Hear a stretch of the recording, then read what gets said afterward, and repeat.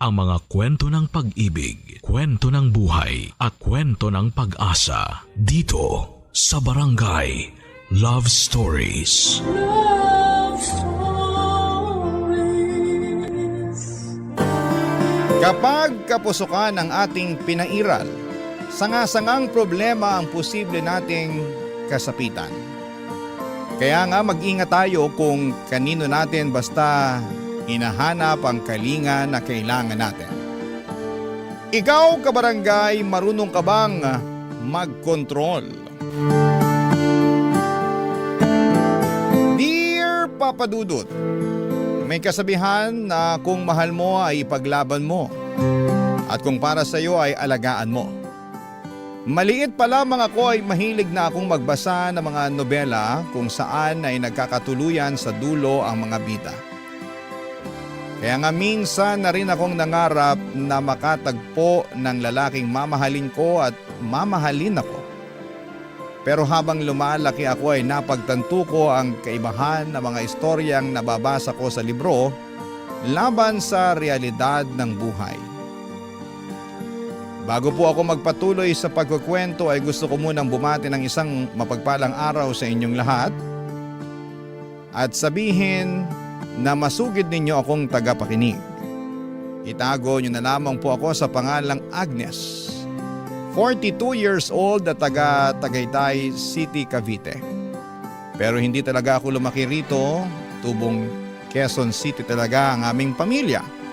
Ngunit kinailangan naming lumipat ng tirahan para na rin sa kapanatagan ng aming kaisipan.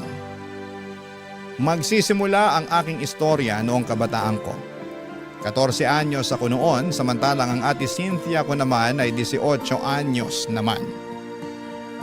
Dalawa lamang kaming magkapatid at masasabi ko ngang sangang dikit nga talaga kami. Simula pa lamang sa pagkabata namin. Kumbaga hindi ko lang basta ate si ate Cynthia. Matalik na kaibigan na rin ang turing ko sa kanya. At mahal na mahal namin ang isa't isa, Papa Dudut.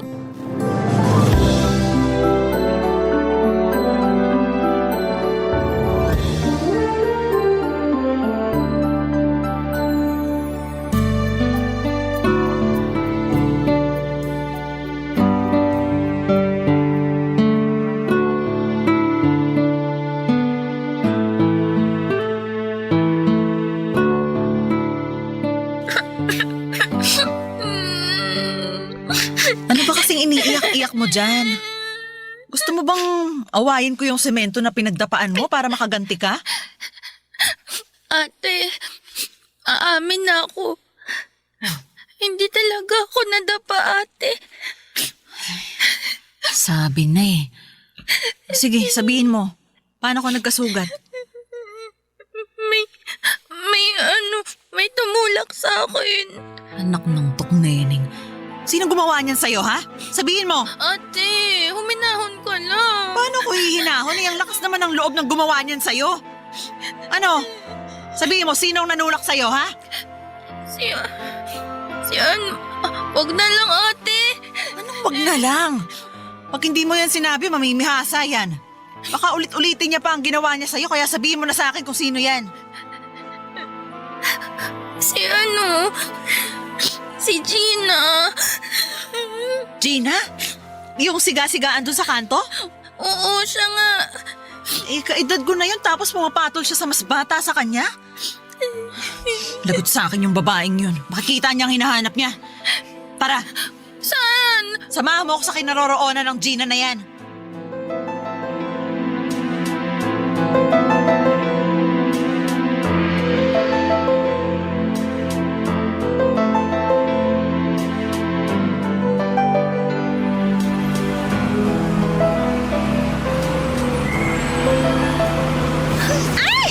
Ate! Ate Sina! Tama na yan, ate! Tama na! Ipaghihigan ka sa babaeng to!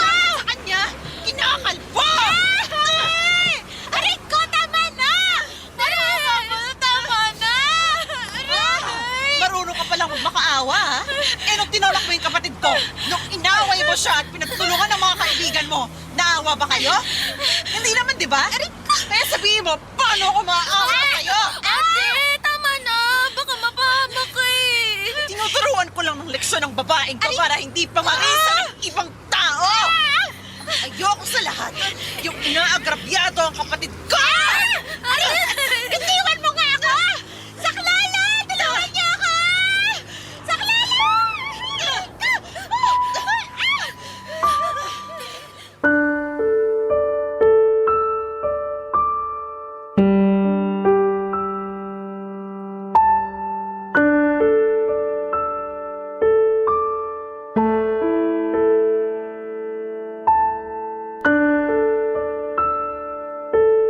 Papadudot laging sinasabi sa akin ni Ate Cynthia na handa siyang makipagpatayan.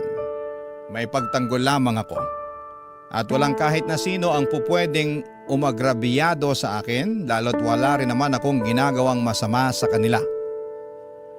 Kaya nga kahit na sermonan kami noon ni Nanay dahil na rin sa pagkakasangkot namin sa away, ay hindi na namin yon minasama at dinamdam ng matagal.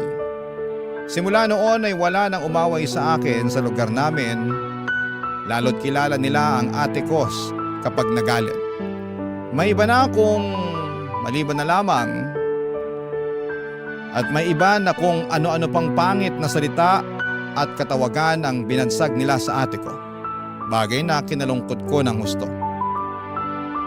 Dahil sa totoo lang ay napakabait ni Ate Cynthia. Napakalambing niya at kalmado at hindi naman siya palaging galit o nakaangil, lalo na kapag wala namang rason para uminit ang ulo niya. Kilala ko siya at alam ko sa sarili ko na hindi totoo ang mga pangit at masasamang bansag nila sa kapatid ko. Papadudot mabilis na lumipas ang taon at nag-mature na kaming pareho ng ate ko. Pero kahit na nagdaan ang maraming panahon at nadagdagan ng aming edad ay hindi pa rin nawala ang closeness namin sa isa't isa. Mapangarapin ang ate ko. Marami siyang bagay na gustong gawin at lugar na gustong puntahan pag nakapagtrabaho na siya. Siyempre, kasama kami sa pangarap niyang yon. Kaya nga laking gulat ko nang may biglang pinagtapat sa amin si Ate Cynthia, Papadudot.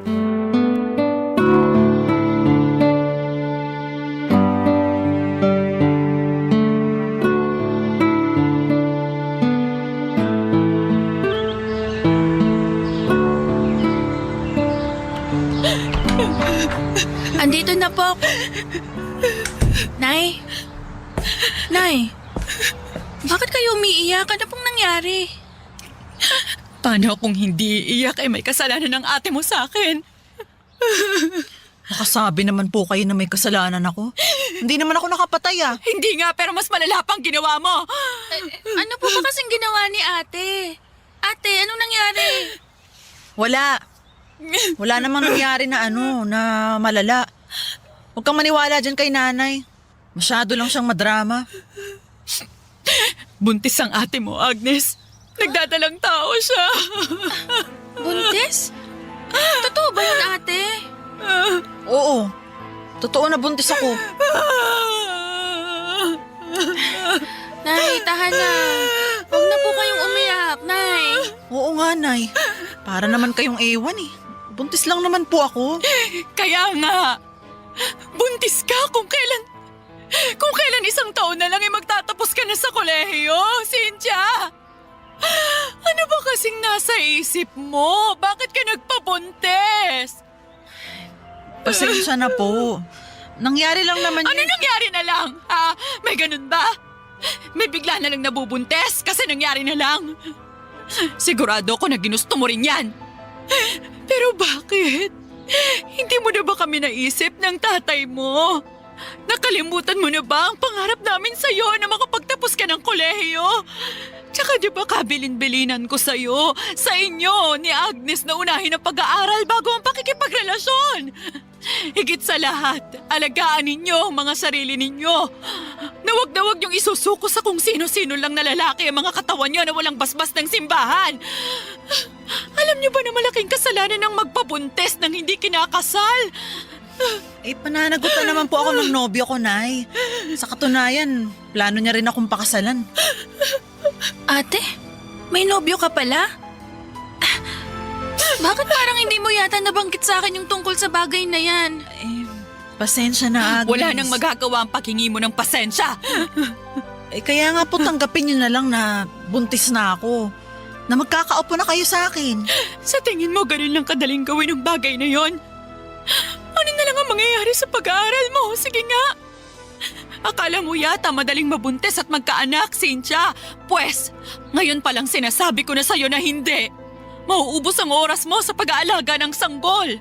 Matrabaho ang maging ina. Anak ko naman po yung aalagaan ko. Hindi naman anak ng ibang tao. Paano na lang ang mga pangarap mo sa buhay?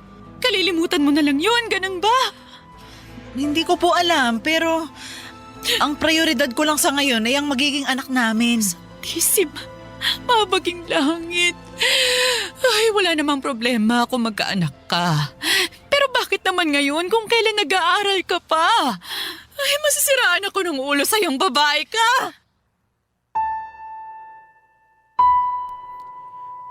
Papadudot na sa huling taon na sa kolehiyo noon si Ate Cynthia, 1 taon na lang at magtatapos na siya sa pag-aaral. Ngunit mukhang napornada pa, kagaya ng sinabi ni nanay dahil nga sa nabuntis siya. Malungkot ako at nakisimpatya sa sentimiento ng nanay namin dahil matagal na nilang pangarap ng namayapa naming tatay na makapagtapos kami sa kolehiyo. Pero ano pa nga bang magagawa namin? Buntis na si Ate Cynthia at napansin ko na nagbago na lang bigla ang mga priority niya sa buhay. Kung dati pag-aaral at paghahanap ng trabaho pag nakapagtapos na siya, sa kolehiyo ang pinagtutuunan ng pansin ni ate, ngunit simula nang nabuntis na siya, ang pag-aalaga na lamang sa kanyang sarili at sanggol na nasa sinapupunan niya ang iniisip niya. At kahit na masama ang loob ni nanay, natutuhan na lang din niyang tanggapin ang bagong kapalaran ng kanyang panganay. Kung ako po ang tatanungin ninyo ay wala namang kaso sa akin ang pagdadalang tao ni Ate Cynthia, lalo na at nakita naman namin na mahal din siya ni Jobert, ang tatay ng kanyang anak. Barangay Love Stories. Barangay Love Stories. Papadudot, kung meron man akong tampo kay Ate Cynthia simula nang aminin niya sa amin na buntis siya, yon ay yung niminsan ay hindi niya nakwento ang tungkol kay Jobert. Hindi niya nabanggit sa akin na may nobyo pala siya at matagal na sila. Ang buong akala ko ay wala kaming sikretong tinatago sa isa't isa. Pero hindi ko na lamang pinalawig at pinatagal ang tampong yon nang humingi ng tawad sa akin si Ate Cynthia. At tinanggap ko naman yon dahil alam ko sa aking sarili na hindi ko siya matitiis.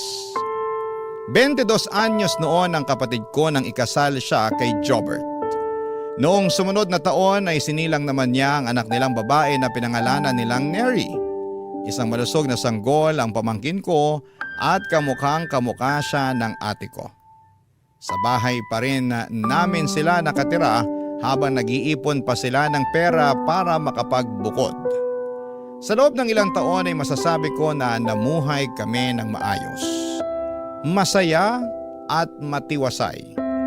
O walang perpektong pamilya, papadudot, ngunit sa huli, kung meron mang kaming tampuhan at hindi pagkakasunduan, ay mabilis lang din namin na naaayos ang mga yon.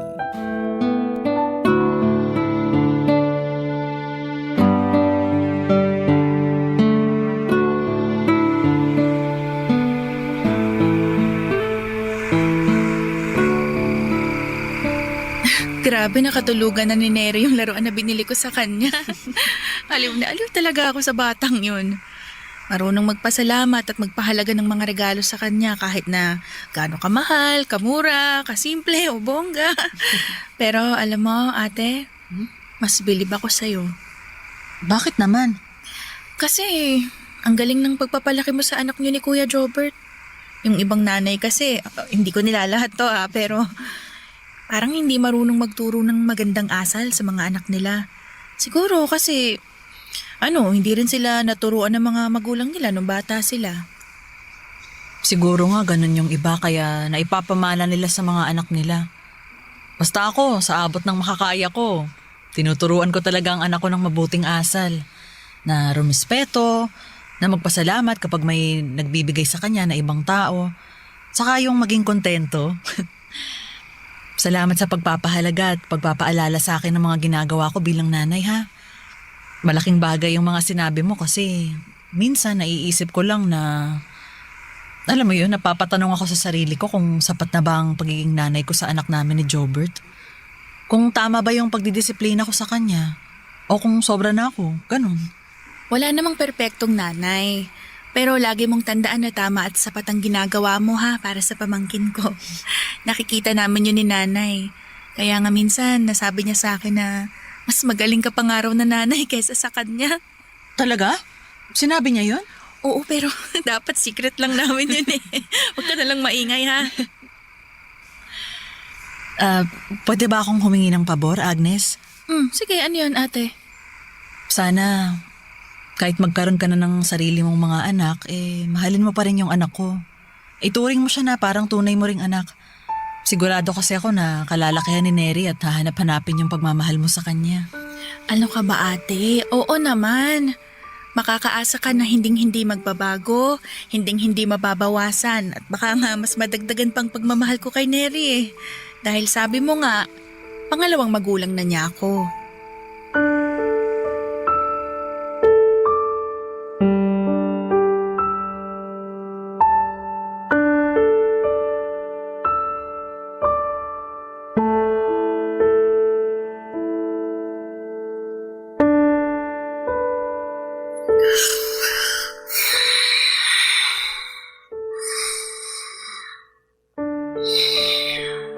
Agnes! Sino ba? Agnes, anak! Gumising ka muna, dali! Buksan mo tong pinto! Sandali lang po, Nay. Pagbubuksan ko po kayo, sandali lang. Ano po bang nangyayari? Bakit kayo natataranta? Ang ate mo, ang ate Cynthia mo. Ano pong nangyari kay ate? Aalis kami ni Jobert, dadalhin namin siya sa ospital. Dito ka lang ha, dito ka lang. Bantayin mo si Neri, anak ha. Bakit po? Ano nga po bang nangyari kay ate? Bakit niyo siya dadalhin sa ospital? Ewan ko, hindi namin alam. Basta na lang din ako ginising ni Jobert. Ang sabi niya kasi... Ano daw po, Nay? Hindi na raw gumagalaw si Cynthia. Hindi na siya magising. Diyos ko po. Kaya dito ka lang muna ha. Bantayan mo ang pamangkin mo ha. Opo, Nay. Ay, tara na po! Nakapagpatawag na ako, tricycle! Nandyan na. Mauna na kami anak ha. Babalitaan ka na lang namin. Opo, Nay. Sige po, mag-iingat po kayo. Diyos ko. Iligtas niyo po ang ate ko.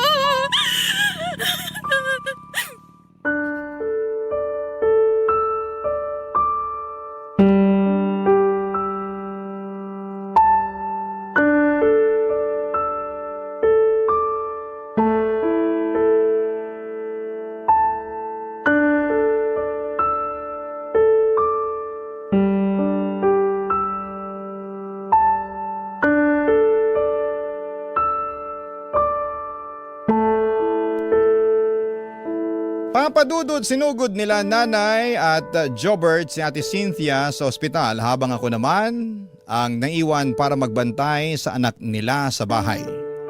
Aandap-andap ang aking dibdib sa kaba at pagkalito, lalo na at bagong gising pa lamang ako noon at naaktuhan ko pa silang natataranta.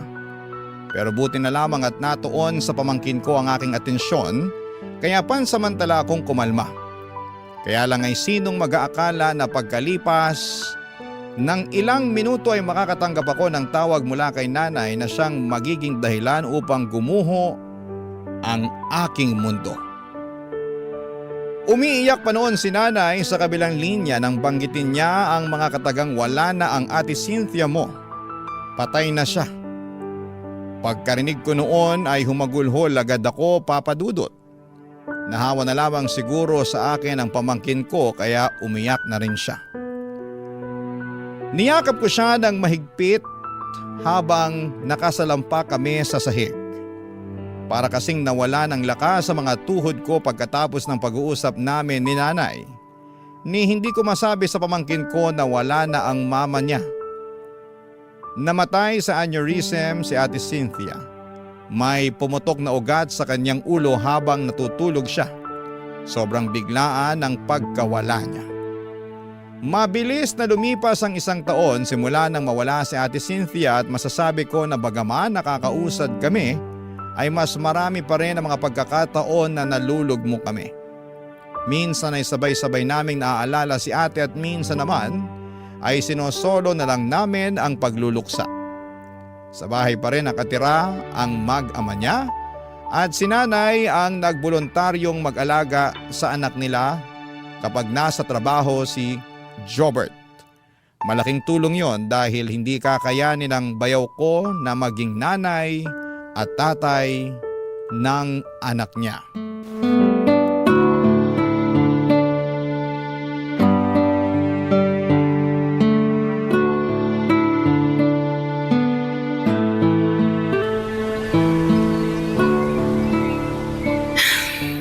Yung anak niyo ni Ate Cynthia, lumalaking bibo at magandang bata. Sigurado ako na kung buhay pa yung kapatid ko matutuwa siya pag nakita niya yung anak niyo. Alam ko na miss na rin niya kayo. Miss na miss ko na rin siya Miss na miss ko na rin si Cynthia. At kahit na 1 taon na nakalipas simula nung mawala siya, parang kahapon lang nangyari lahat. Tanda ko pa nga yung tagpo na sinugod namin siya ni nanay sa ospital. Wala na siyang malay noon at iba na rin yung kulay ng mga labi niya. Ang hirap ang lungkot na mamatayan ng asawa lalo na't maliit pa yung anak namin. Nakakapanghinayang lang din na hindi niya na makikita yung paglaki ni Neri. Kahit naman ako nanghihinayang at nalulungkot din sa nangyari. Hanggang ngayon hindi pa rin ako makapaniwala na wala na si Ate Cynthia. Nakinuha na siya sa atin ng ganun-ganun lang. Ang daya Tapos ang bata niya pa para mamatay. Sobrang hirap mawala ng kapatid. Sabay na sabay kaming lumaki nun Sabay kaming nangarap. Alam ko naman na mamamatay ang lahat ng tao, pero hindi ko lang inaasahan na sa ganung kabilis kukunin si ate. Kahit na 1 taon nang nakalipas, hindi pa rin talaga ako makausad. Hirap nga rin ako makausad. Lalo na limitado lang yung binigay na panahon na magkasama kami ni Cynthia. Marami akong pinagsisisihan ngayong wala na siya. Sana pala mas niyakap ko siya ng mahigpit nung buhay pa siya. Sana mas dinalasan ko pa yung pagsasabi na mahal ko siya. Mas nakipagkwentuhan pa ako ng matagal sa kanya. Kung alam ko lang na na maiksi lang yung panahon na magkasama kami, di sana hindi na ako naunang natulog nung gabing yun. Sana binantayan ko na lang siya. Jobert, huwag mong sisihin yung sarili mo Kahit na maiksing panahon lang kayo nagkasama ni ate, naging mabuting asawa ka naman sa kanya. At hanggang ngayon kahit na wala na siya nakikita naman namin ni nanay. Alam namin na ginagawa mo yung lahat para maging mabuting tatay sa anak niyo. Sinusubukan ko naman kahit mahirap Kaya salamat talaga, Agnes. Salamat saan? Kasi nandiyan kayo ni Nanay Ines para tulungan ako. Para lalayan ako. Doon pa lang sa simpleng pagtatali mo ng buhok ni Neri, malaking bagay na yun para sa akin Pinapagaan yun na yung buhay ko. Wala yun. Tsaka ganun naman talaga yung pamilya. Nagtutulungan. Maswerte ako kasi naging pamilya ko kayo. At maswerte ang anak namin ni Cynthia kasi nagkaroon siya ng isang mabait at maalagang tita sa katauhan mo, Agnes. Salamat. Salamat, Robert. At ikaw din. Maswerte rin sa'yo si Neri kasi mabuti kang tatay sa kanya. Salamat. Sigurado ako na maswerte yung lalaki na mamahalin mo. Kasi makasikaso mo, maalaga. Hindi lang si Neri yung inaalaga mo. Pati na rin ako. Ha? Hindi, ang ibig ko lang sabihin itong yung pagluluto mo ng masarap na mga putahe. Wala yun. Walang anuman. Pasensya ka na, na-appreciate lang talaga kita. Salamat.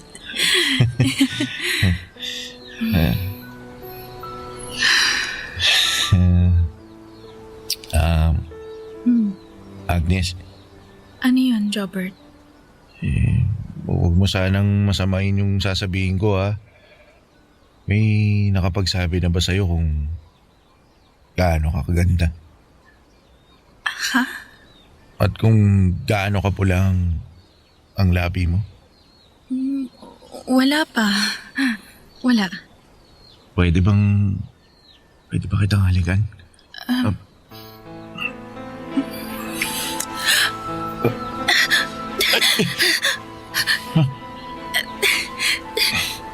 Robert, ano ba? Bakit mo ko inalikan? Ay, pasensya ka na, Agnes. Hindi ko sinasadya. Nawala lang ako sa sarili ko panandalian. Papadudot kapwa namin hindi naasahan ni Jobert ang nangyaring yon at pareho kaming natakot sa kahihinatnan. Kaya naman agad kaming dumistansya sa isa't isa.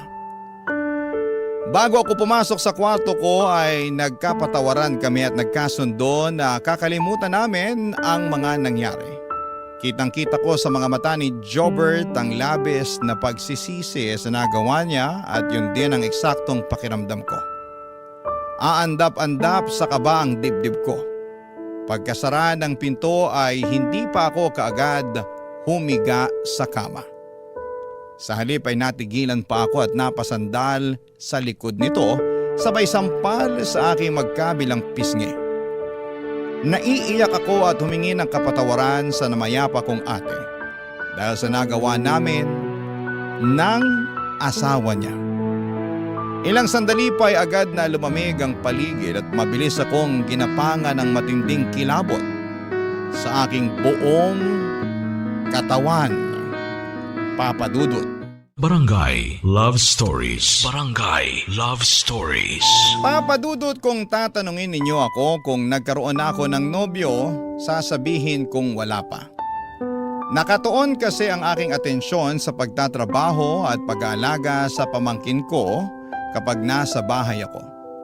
Tuluyan ako nawala ng panahon na maghanap ng karelasyon pero pamilyar pa rin naman ako sa pakiramdam ng umiibig. May mga nagustuhan din naman ako na lalaki sa nakaraan at meron pa ngang nanligaw sa akin. Ngunit, hindi ko na lamang pinalawig pa. Ang akala ko ay hindi ko na muling maranasang magmahal pero nagbago ang lahat ng yon nung halikan ako ni Jobert. Bukod kasi sa bumilis ang tibok ng puso ko, nag-init din ang aking buong katawan. Nakaramdam ako ng pananabik at paghahanap sa kanyang presensya. Ngunit nanaig pa rin sa akin papadudot ang labis na konsensya. Kaya naman sinaway ko ang maharot kong puso. Iniwasan ko si Jobert sa abot ng aking makakaya at nilayo ko ng husto ang atensyon ko sa kanya, papadudot.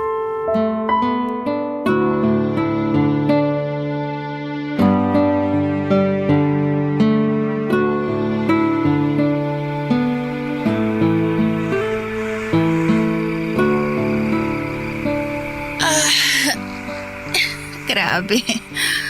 Wala na talagang sasarap sa pakiramdam kapag nakalapat ka na sa sarili mong higaan.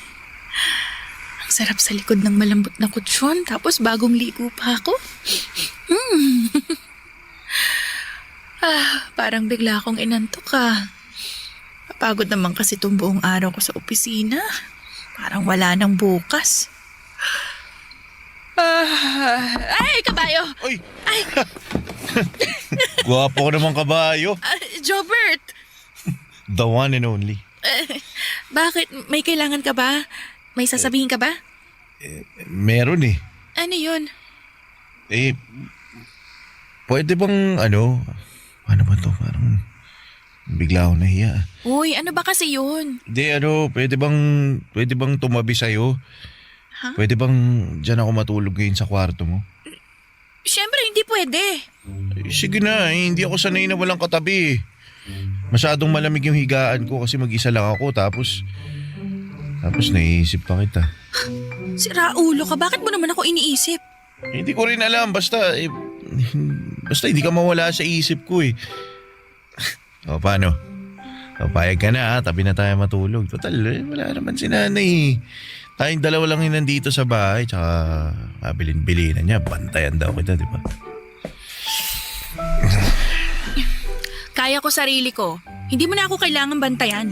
Tara na, uminga ka na rito, tabihan mo na ako. Jobert, tama ba tong... Huwag ka na magalit. Tayo lang naman yun nandito Tara na, tabihan mo na ako. Sige na nga. Pero, isasara ko na muna tong pinto. Ikaw bahala. Usog ka. Pwesto ko yung hinihigaan mo eh. Sorry. Yan. Higa ka na rito sa tabi ko.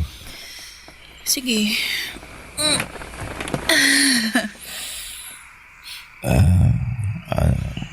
Yung tungkol dun sa nangyari no nakaraan. Alin? Yun bang bigla mo na lang akong hinalikan? Oo. Maling-mali na nangyari ang bagay na yon, Jobert. Asawa ka ng ate ko. Tatay ka ng pamangkin ko. Alam ko, pero magagalit ka ba kung aaminin kong ginusto ko yung ginawa ko? Jobert! Ikaw ba, hindi mo ba nagustuhan yun? Alam ko, Agnes, ramdam ko na nagustuhan mo rin yung ginawa ko. Aminin mo na, sige na. Oo. Anong masaya ka na? Oo na, ano? Ano ba yan? Gusto pa ulitin eh. Sige na, para lang malinaw. Sabi ko, oo na. Nagustuhan ko rin yung hinalikan mo ko noon. Nagustuhan ko rin yung pakiramdam. Jobert! Jobert! Ano yun, Agnes? Mali. Mali tong ginagawa natin. Hindi tayo dapat naghahalikan. Bakit wala naman ako nakikitang mali rito? Single ka, single din ako. Kahit na. Gusto mo pa tigilan na natin to? Kung oo, sige, lalabas na ako ng kwarto mo. Ano? Ano, Agnes? Ano? Sagot! Wag. Anong wag? Wag kang umalis. Wag mong tigilan.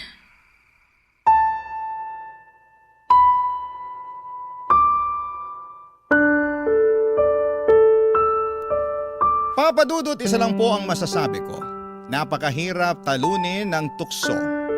Kahit na alam kong bawal dahil asawa pa rin ang ate ko si Jobert at pangit tignan na magkaroon kami ng personal na ugnayan sa isa't isa ay napakahirap pa rin kalabanin ng puso.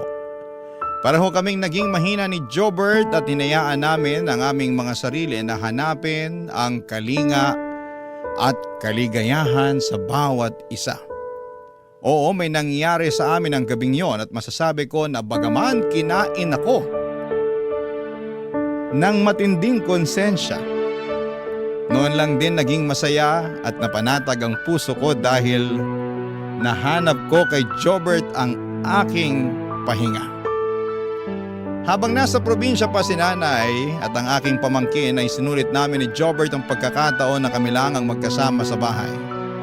Umakto kami na para kami mag-asawa at pareho naman naming naramdaman ang labis na kasiyahan at pagkakontento. Pinagtapat din sa akin ni Jobert na nahuhulog na siya sa akin at ganoon din naman ang nararamdaman ko para sa kanya.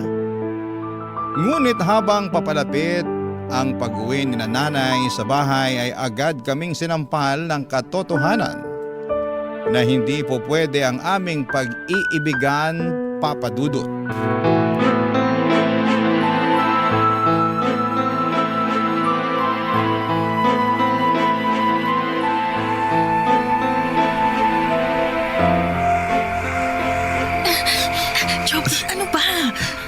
mahuli tayo ni nanay. Ay, tulog naman na si nanay. Mabilis magising yun lalo na kapag nakakarinig ng kaluskos. Saglit lang. Mag-usap lang tayo, Agnes.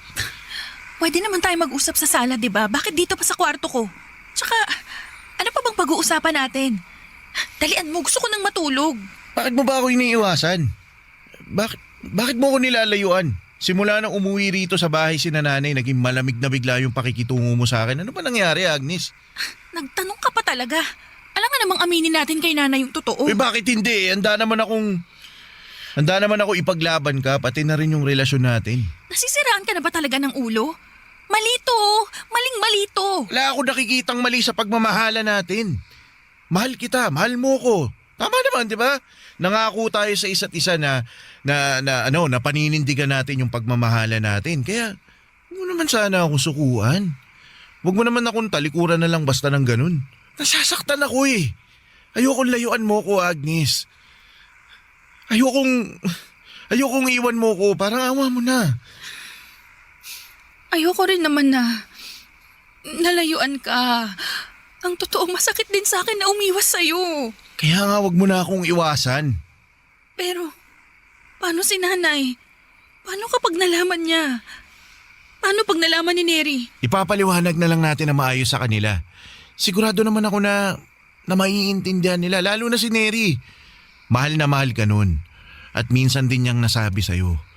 Narinig ko na sinabi niya sa'yo na gusto ka niyang maging mama. Jobert. Jobert. Jobert. Mahal na mahal kita, Agnes. Mahal na mahal kita. Pakiusap. Huwag mo na akong iwasan. Hindi ko kaya pag nawala ka sa akin. Diyos ko! Oh, walang iya kayo! Anong ginagawa ninyong dalawa, ha? Nanay! Nay! Anong ginagawa mo sa anak ko, Jobert? Bakit ba hinahalikan si Agnes? Nagmamahalan po kami ni Agnes, Nay. Mahal ko po yung anak ninyo. Ano nagmamahalan ang pinagsasasabi mo dyan? Nasisiraan ka na ba ng ulo? Agnes! Ano bang sinasabi ng lalaking yan? Nay! Ano?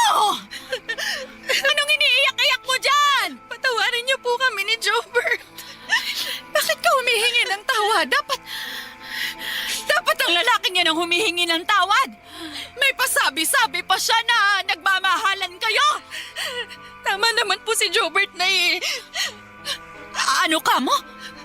Opo, tama po siya. Nagmamahalan po kami. Tayo! Kasira ulo kang babae ka! Nay! Ka, wala kang iya! Ay, tama na po! Huwag niyo po saktan si Agnes! Sinong gusto mong saktan ko? Ikaw? Sige, ikaw na lang sasaktan ko! Halika! Walang yaka! Ay! Teka! Aray! Walang yaka! Sandali lang po! Aray! Ano ba yan? Aray ko! Ay, parang awa niyo na po! Huwag niyo na po saktan si Jobert! Pampadudot, pinalayas kami ni nanay sa bahay niya at kahit na anong pakiusap ko, kahit na anong pagmamakaawa ko na huwag niya kaming paalisin ay tila bingi siya na hindi naririnig ang aking panambitan. Galit na galit siya sa amin at kulang na lamang ay isumpan niya kami. Kinain ko, Papadudot, ang masakit na mga sinabi niya. Masakit sa akin bilang anak na kamuhian at pandirihan ng sarili mong magulang. Ngunit wala naman akong magawa. Hindi ko na maitatama ang mali at yun na ang nangyari. Hindi ko na maibabalik ang nakaraan dahil tapos na yon. Ang magagawa ko na lamang ay panindigan ang bunga ng aming kapusukan. Yon ang rason kung bakit kami napadpad dito sa Cavite mula sa dati naming tirahan sa Quezon City. Oo, at tuluyan na kaming nagsama ni Jobert kasama ang pamangking ko na ngayon ay tinuring ko ng parang tunay na anak.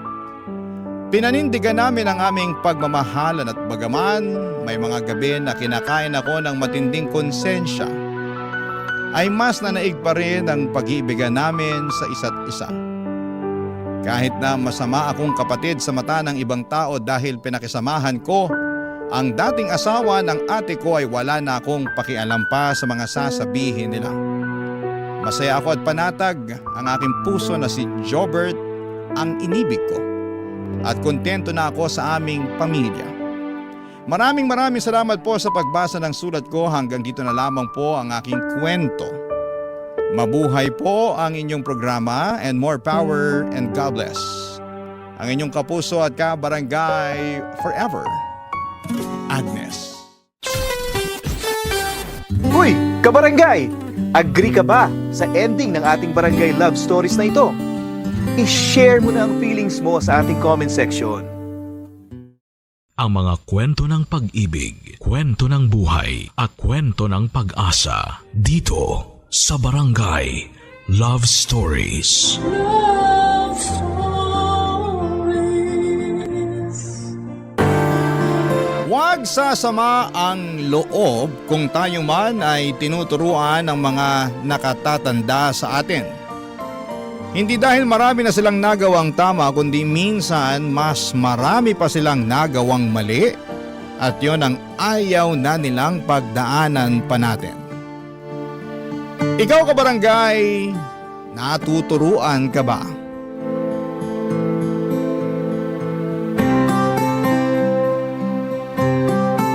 Dear Papa Dudut, naniniwala ba kayo sa kasabihan na ng mga matatanda tungkol sa karma? Yun bang lahat ng bagay na ginagawa natin sa mundong ito na mabuti o masama ay bumabalik sa atin sa takdang panahon? Minsan ay doble o tripleng ulit pa. Kaya naman inihalin tulad ito sa pagtatanim ng mabuting buto upang mabuting karma rin ang anihin mo. Siguro yun nga ang pinagdaraanan ko, kaya naman napasulat ako sa programa ninyong Barangay Love Stories. Pero bago ang lahat ay gusto ko munang kunin ang pagkakataon na ito upang magpasalamat sa inyong istasyon at kay Papa Dudut dahil sobrang nakakaaliw ang mga istorya ng buhay na itinatampok ninyo. Maraming salamat talaga. Ako nga pala si Danilo. Hindi ko totoong pangalan. Taga Taytay Rizal at nasa 29 years old na ako. Kung babalikan ko ang aking kabataan, noong araw ay masasabi kong nuknukan ako ng sutil. Kaya naman abot sa kabilang barangay ang konsumisyon sa akin ng mama ko.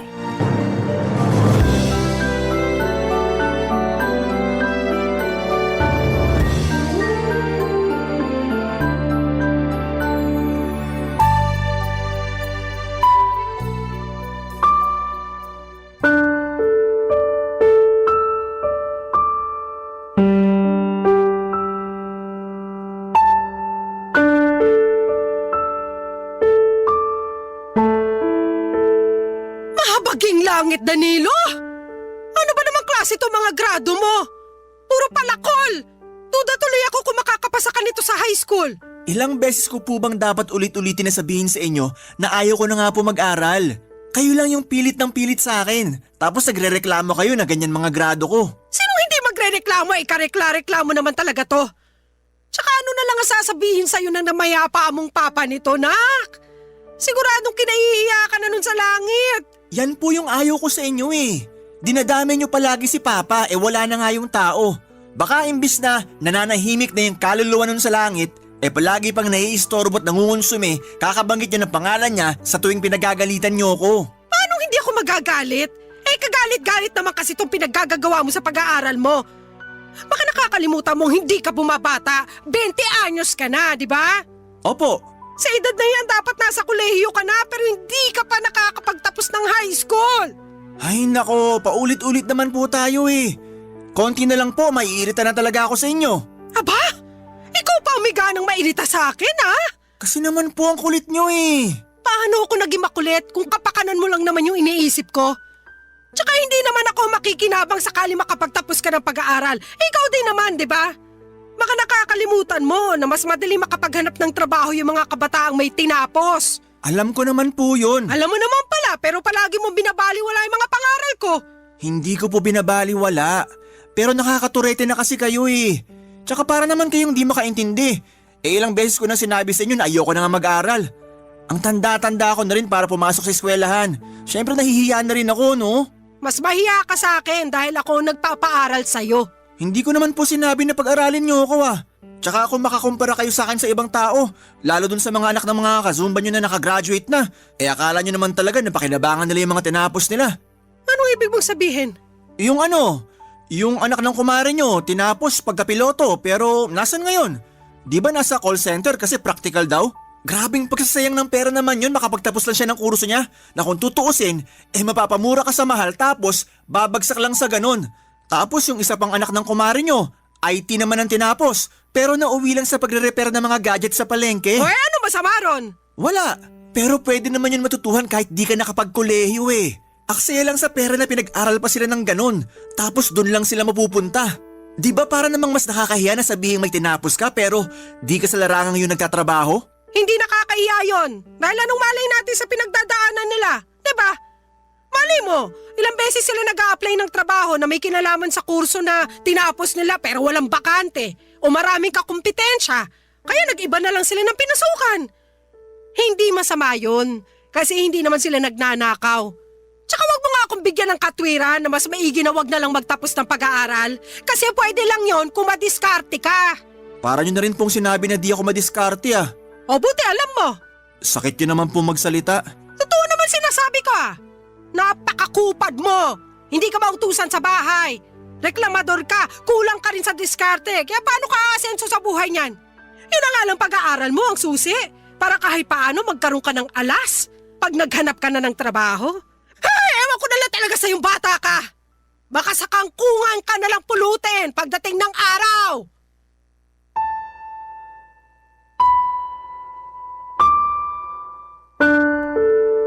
Papadudot kung may ibang kabataan na nagkakandarapang makapag-aral, pues baliktarin niyo po ako.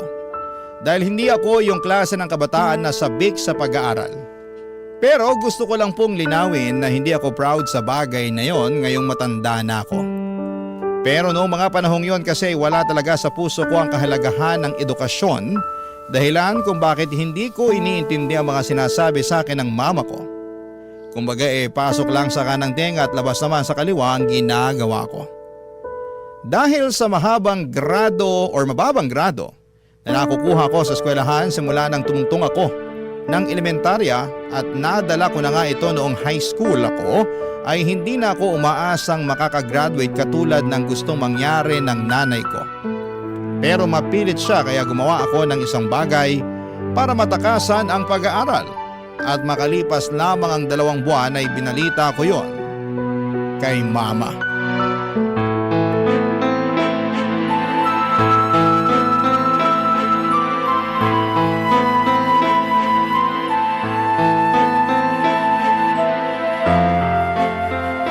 Anong sinasabi mong tukmul ka? Man naman paulit-ulit na lang po ba tayo? Nasasayang laway ko kasasalita, di naman pala kayo nakikinig. Ay, Ma, bakit niyo po ako binatukan? Nakuha mo pa magtanong? Nakakairita ka! Ano po bang nakakairita sa sinabi ko kung yun naman po yung totoo? Hindi mo ba talaga makuha kung bakit ako nagkakaganito? Siguro nga mahina talaga ang ulo mo para hindi mo pa rin makuha yung punto ko. Grabe naman kayo, ininsulto niyo pa ako. Kakainis ka kasi! Ewan ko kung anong klaseng utak meron ka para maisip mo pang bumuntis at magkaanak. Hindi mo nga alam kung paano buhayin ang sarili mo? Paanong hindi ko po alam hindi na naman po ako bata. Kaya ko na ang sarili ko at patutunayan ko yun sa inyo. Pwede ba Danilo? Huwag mo nga ako pasikatan ng ganyan. Paanong kaya mo ng sarili mo? Hanggang ngayon ako pa rin naglalaba ng mga damit mo. Patay yung mga brief mo, ako rin na naglalaba. Kailangan nyo pa po ba talagang sabihin yan? Aba oo naman, bakit hindi? Pwede ko naman yan ipagawa sa nanay na magiging anak namin. Total gawain ng mga babae yan. Yan! Diyan ka magaling! Yung iasa sa ibang tao, yung mga bagay na dapat ikaw na mismo ang gumagawa. Tsaka ganyan na lang ba talaga kababa ang tingin mo sa aming mga babae? Tagalaba, tagaluto, tagalinis ng bahay? Kasi kung oo ba, hindi ka na rin naiiba sa tatay mo. Manang-mana ka sa kumag na yon. Man naman kung di nyo ako kinukumpara sa ibang tao ginagaya nyo naman ako kay Papa. Baka nakakalimutan nyo na kahit anak niya ako, magkaibang tao pa rin kami. Aba oo naman, kasi Kasi kahit naman paano marunong mag-alaga ng mga anak niya yung tatay mo. Nabibilinan ko na yon sa inyong magkakapatid nung maliliit pa kayo. Eh ikaw! Kaya mo na ba mag-alaga ng bata? Magpalit ng diaper? Magtimpla ng gatas? Tingin ko kasi hindi pa eh. Dahil mas mukhang alagain ka pa kaysa sa anak mo. Tapos ang lakas pa ng loob mo na sabihin na patutunayan mo sa akin. Bakit po ba imbis na suportahan nyo na lang ako, pinagsasalitaan nyo pa ako ng masakit? Naturingan pa naman kayong nanay ko pero masyado kayong masakit manalita. Nasasaktan ka kasi totoo yung mga sinabi ko. Tsaka paano kita susuportahan hindi mo nga pinakinggan yung mga pangaral ko sa'yo nung araw? Na imbis na pag-aaral mo ang atupagin mo, mas pinili mo ang magkaanak. Apo nyo rin naman po yung magiging anak ko Apo ko nga! Pero sana lang, wag na wag mo siyang idadamay sa pagiging miserable ng buhay mo. Kawawa naman kasi yung magiging anak mo. Hindi mangyayari yung bagay na yon dahil magsisikap ako sa buhay. At patutunayan ko sa inyo na aasenso ako, na hindi ako magiging miserable at di rin magagaya sa akin yung magiging anak ko. Alam nyo ma, naiintindihan ko naman kung bakit kayo nagagalit sa akin kasi nga hindi ko kayo sinunod na tapusin ang pag-aaral ko. Pero sana maintindihan nyo na hindi lahat ng kabataan gusto makapagtapos ng pag-aaral. Di lang talaga para sa akin ang bagay na yon kaya huwag nyo na akong pilitin. Ngayon na magkakaanak na ako, gusto ko na lang magtrabaho para kumita ng pera. Bahala ka sa buhay mo! Matanda ka na! Basta, huwag ka lang lalapit sa akin at magsasabi na sana tinapos mo ang pag-aaral mo imbis na nag-anak ka ng maaga! Papa Dudut, aminado ako na wala pa akong alam sa pagkakaroon ng anak at tama naman lahat ang mga sinabi sa akin ni Mama noong sinermonan niya ako. Pero nang mga panahong yon, alam ko sa sarili ko na mas gusto ko nang maging tatay kesa tapusin ang pag-aaral ko. At kahit na nakonsensya pa ako ng bahagyan ng umiyak si Mama, ay tinatagang ko na lamang ang aking loob at sa huli ay tuluyan na akong nawala ng pakialam sa damdamin niya. Para sa akin, matanda na ako para patuloy pa rin niyang pakialamanan sa kung ano ang desisyon na gusto kong gawin sa aking buhay. At para sa akin, Papa Dudut, ay kakayanin ko naman siguro magtrabaho upang kumita ng pera nang sa ganon ay may maipangtustos ako sa aking anak. Kaya nga kahit na hindi masaya ang nanay ko sa nangyari, ay pinangatawanan ko pa rin ang kagustuhan kong magkabibi na noong mga panahong yon. Papa Dudut. Barangay Love Stories. Barangay Love Stories. At dahil nga sa hindi ko na tinapos ang pag-aaral ko, ay hindi na rin po ako nakagraduate ng high school, Papa Dudut. Sobrang laki ng panghihinayang ng nanay ko dahil 1 taon na lamang ay hindi ko pa raw pinagbigyan. Patuloy pa rin niyang sinumbat sa akin ang lahat ng pera na ginastos niya, pambaon ko at pagbibigay niya para sa mga projects noong araw na nag-aaral pa ako. Bagay na kinainis ko talaga ng husto sa kanya. Sa huli, wala na rin naman siyang nagawa sa desisyon ko na mas piliin ko ang aking anak. Kaya lang inarealize ko na mahirap pala talagang kumita ng pera. Maswerte kami kasi pensyonado ang namayapa naming tatay kaya naman kahit papaano ay may nakukuha ang nanay ko. Namatay kasi ang tatay ko noong nasa 2nd year high school pa lamang ako at kabilin-bilinan nga niya kay Mama na pagtapusin ako ng pag-aaral. May mga nakatatanda akong kapatid na meron na ring namang trabaho pero dahil pamilyado na rin sila ay limitado na lamang ang perang na ibibigay nila sa bahay. At dahil nga sa hindi ko pa kayang makapagbukod noon ay sa bahay ko muna itinira ang aking mag-ina. At naging maayos naman ang relasyon ng nanay ko at ng kinakasama kong si Lena, Papa Dudut.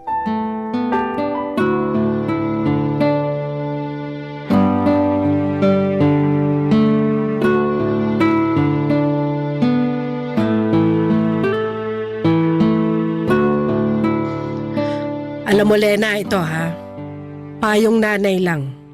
Total ako na rin naman yung tumatayong nanay mo dahil dito kayo nakatira sa bahay ko. Ano po yan, Ma? Kapag nakakalakad na yung anak mo at matibay na yung tuhod, turu-turuan mo na ng mga gawaing bahay. Hindi kasi porke lalaki, dapat masanay na walang alam sa buhay.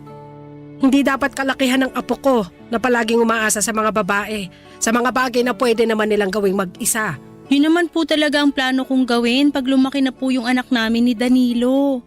Na paunti-unti tuturuan ko siya na gumawa ng mga gawaing bahay para may alam naman siya. Oo, kasi yan yung bagay na hindi ko nagawa at naturo nun kay Danilo.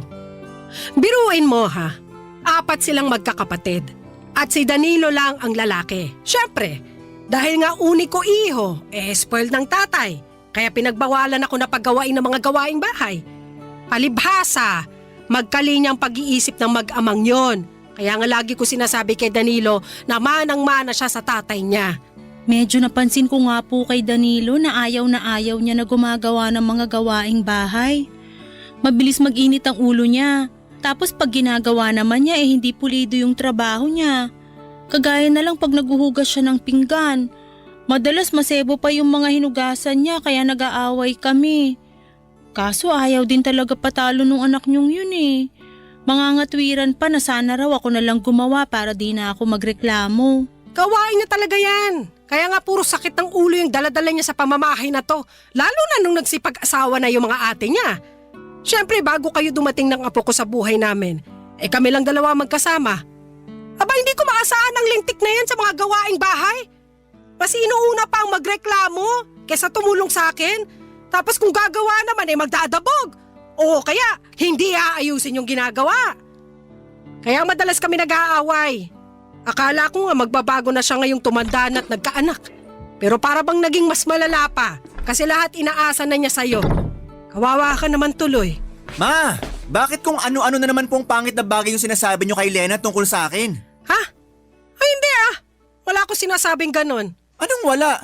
Dinig na dinig ko kayo, nandun pa lang ako sa may pinto. Mahal, hindi mo naman sinabi na uuwi ka ng maaga. Oo, kasi wala kaming overtime. Kaya tuloy nahuli ko kayo na pinag-uusapan ako. Nagkukwentuhan lang naman kami ni Mama. Tapos ako yung naisip yung pagkwentuhan, ganon? Nabanggit lang naman ni Mama. Hindi ka naman namin sinadyang pag-usapan. Pakiramdam ko sinadya nyo kasi kanino ko pa nakakagat yung dila ko eh. Bakit pa kasi apektado ka dyan? Sa totoo naman yung lahat ng mga sinabi ko kay Lena tungkol sa'yo. Di lumabas na rin yung totoo na pinagkwentuhan nyo nga ako. Ay, hindi lang palabas na pinagkwentuhan. Dahil sinisiraan nyo ako sa kinakasama ko. Anong sinisiraan? Hindi ganun yun, no? Hindi raw, pero kung todo kayo lait sa akin. At ikaw naman, Lena, huwag ka nga masyadong nakikinig sa nanay ko. Alam ko na close kayo, pero sige ka, magiging kamukha mo na siya. Danilo naman, nanay mo pa rin yung pinagsasalitaan mo ng ganyan. Alam ko, pero wala pa naman sa kalingkingan ng mga masasakit niyang sinabi tungkol sa akin yung sinabi ko tungkol sa kanya, di ba? Tsaka sa lagay, pag siya nagsabi ng masama tungkol sa akin ayos lang kasi nanay ko siya. Pero pag ako gumawa nun, masamang anak ako dahil nanay ko siya? Para naman yatang di patas yun. Hirap kasi sa inyo, akala nyo kung sino kayong perpekto. May mga pagkukulang din naman kayo sa sarili nyo. Papadudot, masaya naman ako na magkasundo sina Mama at Lena. Kaya sila close. Pero dahil sa sobrang close nila ay nakakairita na, lalo at idinadaan na ng nanay ko sa aking kinakasama ang mga problema at reklamo niya sa akin. At sa tono pa ng pananalita niya. Akala mo kung sinong inapi, kaya lalong nakakairita. Kahit na nanay ko pa siya ay sinagot ko pa rin siya ng pabalang dahil pakiramdam ko ay napahiya ako sa mga pinagsasabi niya sa kinakasama ko. Simula noon ay tuluyan na akong nawala ng amor at respeto sa nanay ko. Kontrabida sa mga teleserye ang tingin ko sa kanya at hindi na niya pinalagpas kahit na anak niya pa ako. Madalas ay hindi na rin ako sumasabay na kumain sa isang mesa kapag nandun siya. Bagay na napansin nga ni Lena. Pero minsan lang naman mangyari yon. Lalo't maaga akong umaalis para pumasok sa trabaho at madalas ay gabi na akong umuwi. Kung hindi tulog pa ay tulog na noon ang mama ko. Isang gabi nagkaroon kami ng pagkakataon na makapagkwentuhan ni Lena at marami kaming napag-usapan na mga bagay-bagay, papadudot.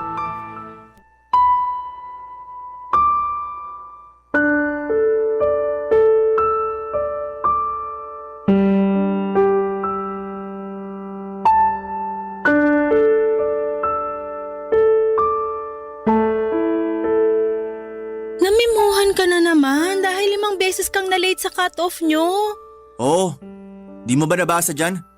Nag-sorry na lang ako para kunwari may paki ako sa memo nila.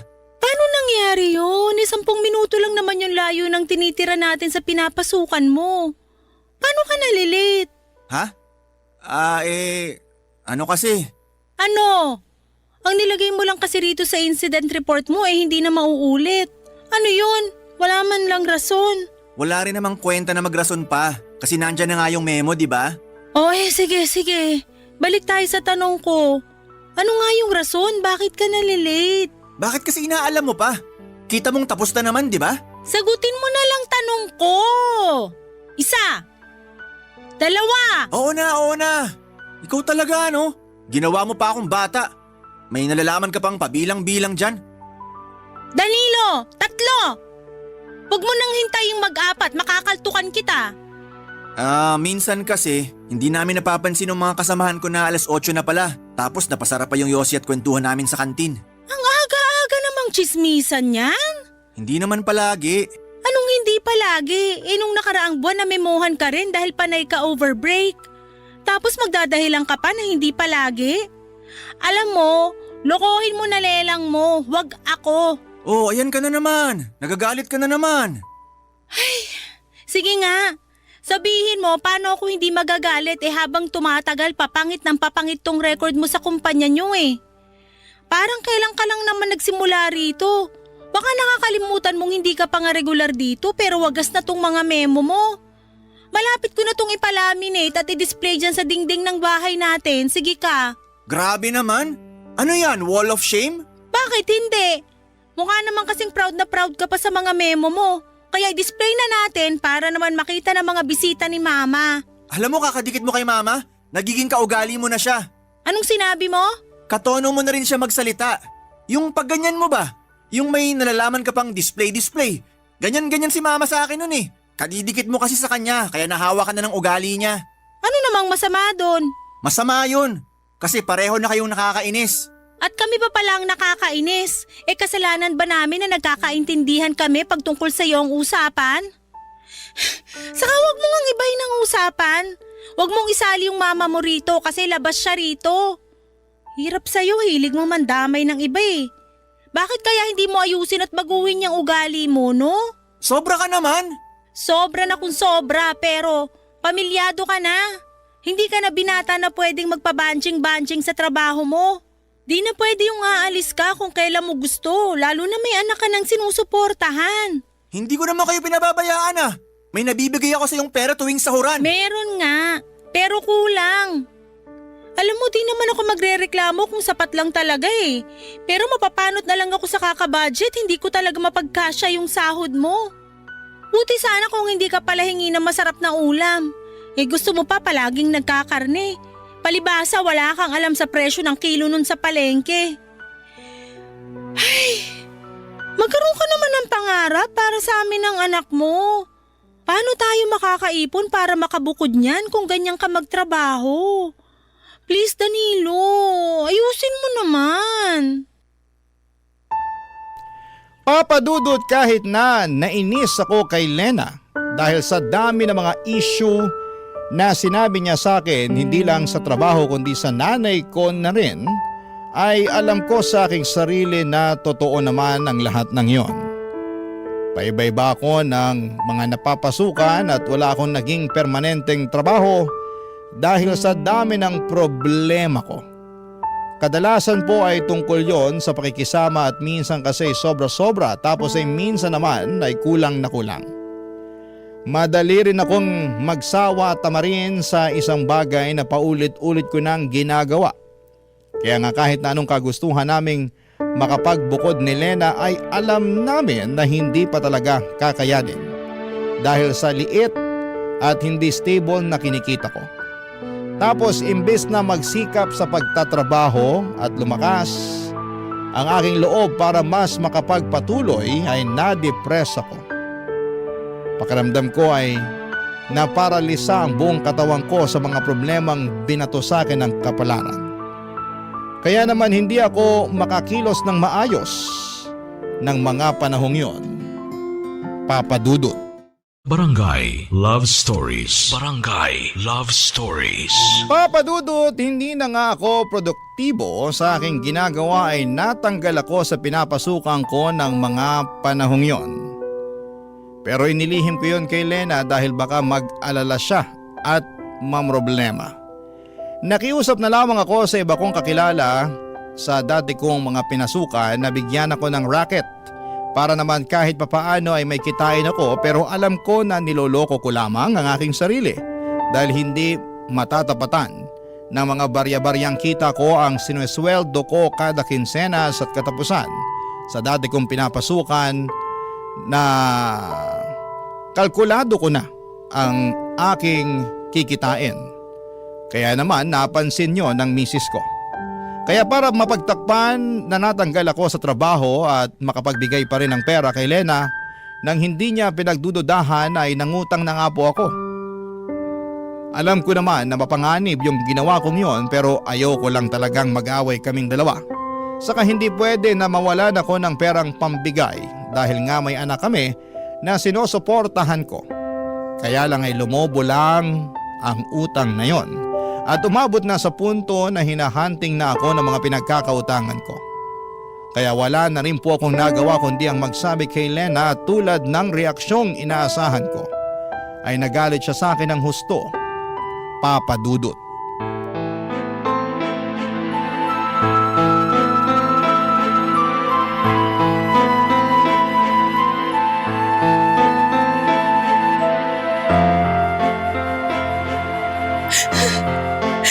Danilo, ano bang pumasok sa isip mo para gawin yung bagay na yun? Marami. Sa sobrang dami di ko na alam ano talaga yung tama sa mga naiisip ko. Kaya nagpadalos-dalos ka na lang sa desisyon mo, ganun ba? Akala mo siguro yun yung tamang gawin, pero hindi mo na naisip yung balik nitong problema sa atin. O ngayon, wala ka na nga trabaho tapos ang dami mo pang utang. Pero nagawa ko lang naman yun para hindi magkulang sa perang binibigay ko sa'yo. Baka nakakalimutan mong panereklamo mo sa akin na kakarampot lang ang sinusweldo ko. Magkaibang bagay naman yun. Kasi itong mga binibigay mo sa akin ngayon, inutang mo pala. Hindi ka ba nakikinig? Ginawa ko lang naman yun kasi nga kailangan... Nakikinig ako at naiintindihan ko ang rason mo, pero kahit anong gawin ko, hindi ko pa rin matanggap na kailangan mo pang mangutang pantapal sa sweldo mo kasi nawalan ka ng trabaho. Yun yung punto ko doon, Danilo. Nawalan ka ng trabaho at hindi mo yun sinabi sa akin. Naiintindihan mo ba yung bigat ng kasalanan mo? Oo, pero... Pero ano? Sabihin mo! Natakot kasi ako sa'yo eh. Natakot ako sa kung anong pwede mong sabihin sa akin. Kung ano man ang mga sasabihin ko sa'yo, alam mo sa sarili mo na totoo lahat yon. Hindi naman kita pagsasalitaan ng masakit kung wala akong dahilan, di ba? Pero ikaw ang gumawa ng mga dahilang yon. Tapos silitanyahan mo ako ng ganyan. Kaya nga kasalanan ko talaga yung nangyari. Natakot ako na harapin yung bunga ng mga maling desisyon ko. Natakot ako na marinig sa'yo lahat ng mga pagkakamali ko kasi kilala ko sarili ko eh. Imbis na tanggapin yung mga kasalanan ko at magsikap, madali ako maapektuhan. Kaya nalulugmok agad ako. At yun din ang dahilan kaya naging desperado na ako. Sana iniisip mo man lang kami ng anak mo bago ka naging desperado. Iniisip ko naman kayo. Palagi ko kayong iniisip kaya nagawa ko yung mga bagay na yun. Maniwala ka sa akin, Lena. Mahal na mahal ko kayo ng anak natin. Ewan ko, pero malapit na talaga akong maniwala sa mama mo na hindi ka maasahan. Si mama na naman.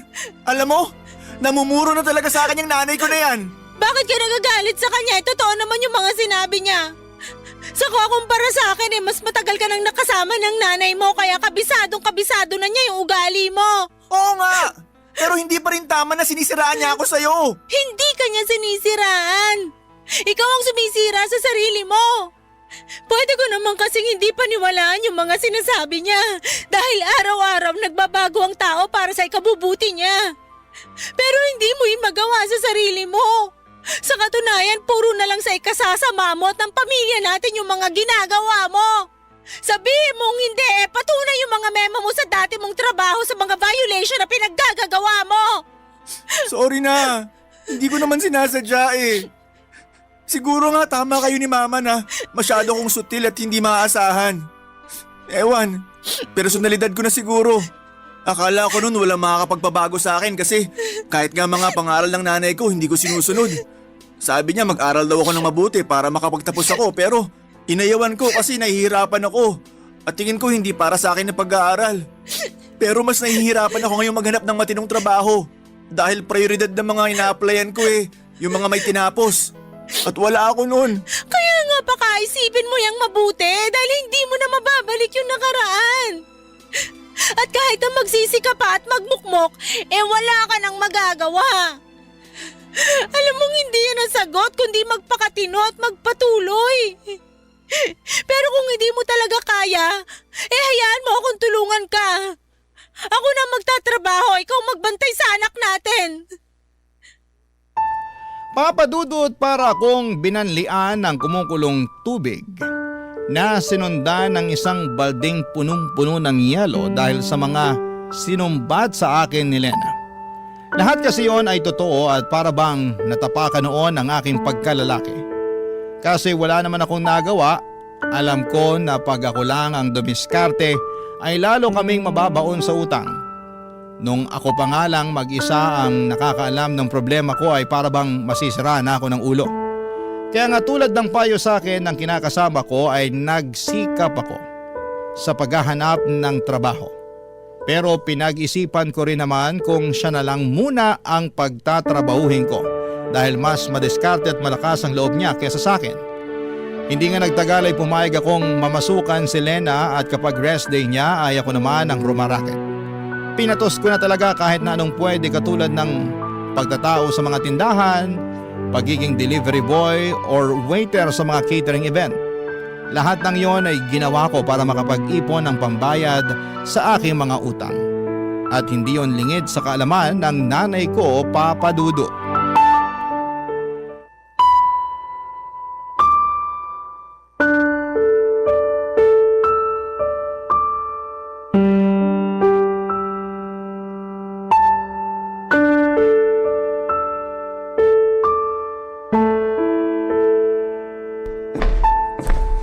Ma, pwede ba mag-usap tayo?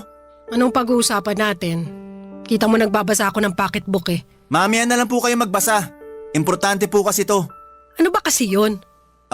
Kagabi po dun sa birthday party ng kumari nyo. Alam kong nandun kayo kasi nga kumari nyo yung kumuha sa catering namin para sa party nila. Andun nga ako. O tapos? Anong o tapos? Manaman naglolokohan ba tayo rito? Oo. Naglolokohan lang tayo rito kasi hindi ko maintindihan yung tinutumbok ng usapang to. Ano ba kasi ang gusto mong sabihin? Sabihin mo na. Hindi yung inaabala mo ang pagbabasa kung lentik ka. Tinatawag ko kasi kayo kagabi doon dahil isa ako sa mga waiter. Pero hindi nyo man lang ako pinapansin. Nakailang tawag ako ng mama pero di kayo lumilingon. Napansin na nga ako nung katabi nyo at sinabihan kayo na tinawag ko kayo pero umiling lang kayo at kumain. Inisip ko na lang na baka wala kayo sa mood makipag-usap kaya nagtrabaho na lang ako. Pero pagdaan ko ulit sa likod nyo, narinig ko na nabanggit ng katabi nyo yung pangalan ko. Kasi nga raw nakita niya ako na nag-waiter sa catering service tong party na yon. Pero sabi nyo, hindi ako yon. Na wala kayong anak na gano'n ang trabaho. Tama ba naman yun? Sa ayaw ko lang na pag-usapan yung tungkol sa'yo kaya gano'n na lang sinabi ko. Tinatanong ko kung tama ba yun kasi nakaka-insulto kayo Para sa akin tama yon. Kasi yung mga taong yon, sigurado akong pagtatawanan ka pag kinumpirma ko na ikaw nga yun at ganun lang ang trabaho mo. Kaya sinabi ko na hindi ikaw para matapos na agad ang usapan namin. Tsaka kung nainsulto ka, kamusta naman yung nararamdaman ko bilang nanay mo? Akala mo yata hindi masakit sa akin na pagtawanan ng ibang tao yung hanap buhay mo. Kasi maliit yung kita, ganito ganyan. Lalo alam ko naman sa sarili ko na ginawa ko ang lahat para mabigyan ka ng mabuti at maayos na kinabukasan. Hirap sa inyo! Inuungkat nyo na naman yung nakaraan Ang problema rito yung pagtanggi nyo sa akin na anak nyo. Bakit ka nagagalit sa bagay na yon? Kasalanan ko ba? Nahirap akong ipagmalaki ka dahil sa ugali mong yan? Kung yung pagiging sutil ko nung araw ang sinasabi nyong ugali, nagbago na ako. At nagsisikap na ako ngayon para sa pamilya ko, ma. Dapat lang naman talaga na magsikap ka. Dahil nabanggit sa akin ni Lena na marami ka raw pinagkakautangan na kailangan mong bayaran. At lahat ng yon ay kagagawa ng padalos-dalos mong desisyon sa buhay. Kahit nanay mo ko sumuko na ako sa ugali mong yan. Hindi mo ako masisisi kung ganito ako sa'yo ngayon. Para sa akin, pambawi ko to sa lahat ng konsumisyon na pinaranas mo sa akin nung araw. Kumbaga gusto ko na lang na hindi mangonsumi sa'yo. Lalo na't nandyan naman na yung kinakasama mo. Kawawa nga lang siya kasi ang bata-bata pa baka tumanda agad kung hindi ka magbabago. Alam mo Danilo, imbis na umiyak-iyak ka dyan o magtampo-tampo, mabuti pang gawin mo pagtuunan na lang ng atensyon ng buhay nyo. Magsumikap ka para makabayad ka sa mga utang nyo. Magpakatino ka sa pagtatrabaho para matustusan mo ang mag-ina mo. Patunayan mo sa akin na responsable ka na. Baka sakaling magbago ang tingin ko sa'yo at maipagmalaki na kita. Papa Dudut, alam kong masakit ang mga sinabi sa akin ng mama ko. Pero wala naman akong magawa dahil lahat ng yon ay totoo at tagos sa buto. Kasalanan ko naman talaga ang mga maling desisyon ko sa buhay kaya naging pangit ang resulta nito. At ang masakit pa ay karamay ko pa sa mga kamalasang yon si Lena at ang aming anak. Pero ayoko nang malugmok at patuloy na kaawaan ng aking sarili sa sitwasyon na kinasasadlakan ko. Sa halip ay nagsikap ako para makabangon. Hindi nagtagal ay nakaipon naman kami ng pera ni Lena na pambayad sa mga utang ko at pinangako ko sa kanya na hindi na ako basta-basta gagawa ng desisyon na hindi siya kinukonsulta. Marami po akong natutunan sa mga karanasan ko sa buhay na dinala ko nitong tumanda na ako. At kasama na nga doon yung mga hindi pagpapasaway sa mga magulang natin. Dahil posible nila tayong bawian pagdating ng panahon. Pero hindi naman ako tuluyang kinahiya at tinakwil ng mama ko and in fact, maayos ang relasyon namin ngayon dahil pinatunayan ko sa kanya na seryoso na ako sa pagbabagong buhay para sa ikauunlad ng aking sarili. At yun naman ang pinaka-importante. Hanggang dito na lamang po ang sulat ko, Papa Dudut. Maraming salamat po sakaling mapili po ninyong i-ere sa programa ninyong Barangay Love Stories. God bless and more power sa inyong istasyon. Ang inyong forever kapuso at kabarangay, Danilo. Anong say mo sa Barangay Love Stories na ito? Pagkwentuhan natin sa comment section yan.